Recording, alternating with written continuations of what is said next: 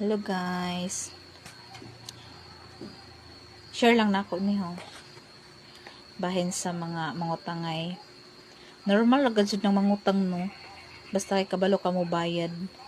Pero kanang dili normal kanang kusog ka mo utang tapos pag baka kwarta ka dili kabalo mo bayad.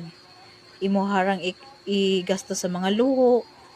Yung anak lang na dapat gazud nga maghuna-huna ta sa atong giutangan kay ngano once gani nga kanang sila bitaw imuhang silang bayaran sa imong utang sa sunod anak kung mangutang kag pag-utro pautangon gazud ka anak nila pero once nga ingon nga kanang ugma-ugmaan ra ka una-huna kadaghan bay ugma no kadaghan gizi ugma maunang di na sila magpautang sa imuha kay ngano di makakabalo mo bayad sa imong utang lumutan man uban kalimtan ingon pa nga ay nakautang ba sa ako may na nababisan kung gamay ra na kantidad unya kay lisod na kayo pangitaon ang kwarta karon busa ka mo bisag gamay ra na utang bayaran gad jud kay dili ta ingon nga kwartahan nag-share gazud ako kay bagan nasakitan ako doon ang uban nga ugma-ugmaan ra ka sa ilang utang bitaw